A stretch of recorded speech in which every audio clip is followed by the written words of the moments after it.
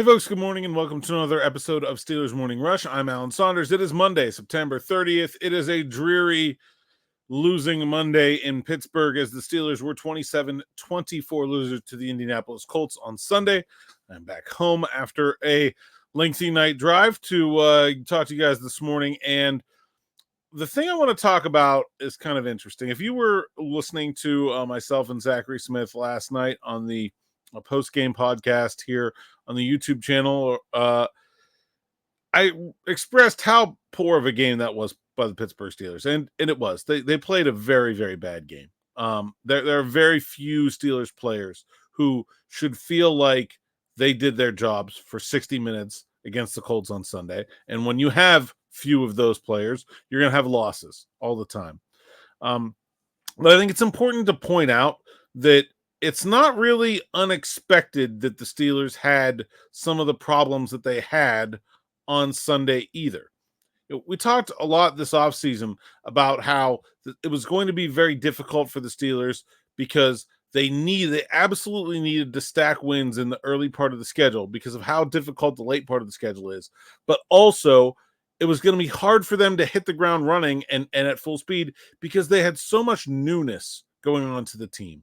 And I think what you saw on Sunday was, in large part, that newness coming back to bite them. There were a couple poor decisions in there. There are a couple physical errors that played out largely, but it was, for the most part, it was about the newness of the Steelers being exposed. And yeah, they're 4 games in, but they're still pretty new. The Steelers actually had 4 guys making their first NFL start on Sunday. They've now had 7 players make their first NFL start through the first 4 games. And when you go back and watch some of this game, those are the players that for the most part are making the mistakes that cause this game to be lost. And there's nothing you can really do about that. You have to let young players make mistakes to get better. They're like, I don't think Mike Tomlin coached a necessarily great game, but I think just throwing the mistakes of young players at the feet of Mike Tomlin and saying, this is your fault, misses the mark too. Young players make mistakes. They went into a season knowing they were going to need to rely on young players. They hope that they'll be better by the end of the year. But when you go back and look, and it's like, here's Peyton Wilson making a mistake. Here's Beanie Bishop making a mistake. There's a touchdown against the defense. Here's Patrick Queen and another defensive player in a miscommunication because you have a new guy calling the plays, and this is a team in the Colts that did something that the Steelers hadn't seen on tape before, weren't expecting, and so they had to deal with situations that they didn't have any reason to expect, and they couldn't communicate it.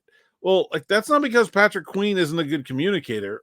It's because he's new. And so there were people that were new to the team, put in, and credit to the Colts for finding them and stressing them out. But really, if you look at the way the Steelers defense unraveled in this game, it's really just Shane Steichen finding those weak links, running right at Nick Herbig for most of the first half. And then he gets hurt. And then you have DeMarvin Lee Allen there. And just completely spending the entire day running away from TJ Watt, right? Making other guys make plays. I thought they did a really nice job of picking apart the zone defense, putting zone defenders in conflict and making the Steelers pass and talk and communicate. And they didn't do a great job of that. And, Michael Pittman, they moved him around a lot. They did not leave him out there on island with Joey Porter Jr. to get taken away all game. They found ways to get him against different guys. And I think that worked to the Colts' advantage. And on the other side of the ball, young offensive line makes some mistakes. Spencer Anderson and Broderick Jones, they called the penalty on one, then they moved it to the other. You could have easily called it on either. That's a mistake that cost 3 points. The botched snap at the end, I don't know if it's McCormick or if it's Frazier or if it's Fields. It's one of them, and there's another wipes off the opportunity for them to tie the game late. These are the kind of mistakes that young players are going to make, and inexperienced players to the team are going to make. And so, I think this is just kind of the losses that are going to happen. This is why you couldn't sit at the beginning of the year and say, yeah, the Steelers are better than all these teams. They're going to go 7-0. you knew games like this were going to happen. Now, so what is truly concerning from that game versus just a consequence of youth, inexperience, and situation? They got to find a way to get Najee Harris going. He did not look right. I don't know if he's not healthy. I know we saw him in a sling last Monday. I don't know what that was about. Nobody ever talked about it after that. I don't know if he's 100%, but he did not run well at all. They didn't have Jalen Warren available to them after 6 carries. They didn't have Cordell Patterson available to them. And they clearly did not have anyone who was able to run the ball. And look, this offense cannot work without a running game. It just can't. It's not going to work without a running game. They have to find a way to run the football. It can't be 1 yard per carry. They've got to find a way to clean that up, whether that's run Najee less, whether that's do something different with Najee. I think they're running him in too many zone runs and not enough gap runs, but that's just me. However it has to come down, they've got to find a way to get the running game and Najee Harris going, and that is certainly something that is a medium-term concern. I think the turnovers on offense are like 2 turnovers is not the end of the world, but they were both in very critical spots. And I thought they were both just very indicative of players trying to do too much. George Pickens, pretty cavalier with the football there after he breaks the tackle down inside the 5-yard line. Justin Fields, just an incredibly poor decision in addition to dropping the football 20 after losing 20 yards. It cost them at least 3. That's at least a 6-point swing, those 2 turnovers. And Joey Porter Jr. doesn't catch the interception on the other side. This is something we've seen. Dante Jackson dropped on the opener. Patrick Queen dropped on last week. You cannot be a field goals and turnovers defense and not take your turnovers.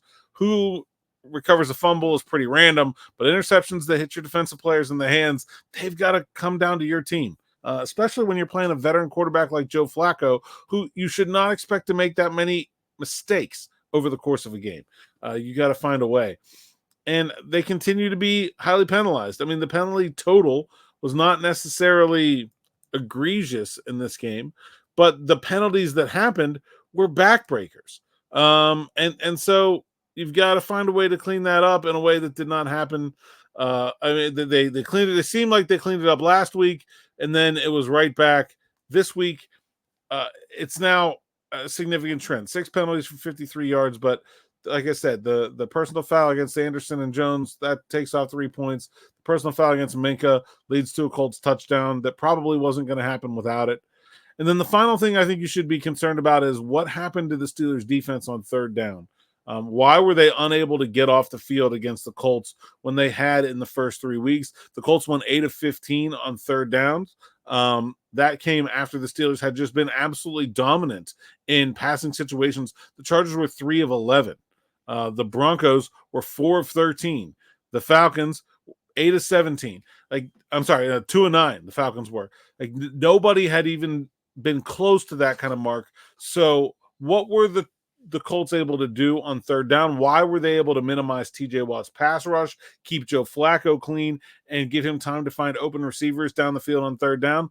I think that's a question that I'm going to need the All-22 to have an answer to, but that's a concerning trend as well. So I think if you really want to be concerned, some of the decision-making on offense, the running game is a concern, and this 3rd down issue, and then the rest is just details. And I think it's reasonable to expect a team with a lot of young players, a team with a bunch of guys playing more than they've ever played before is going to get some details wrong.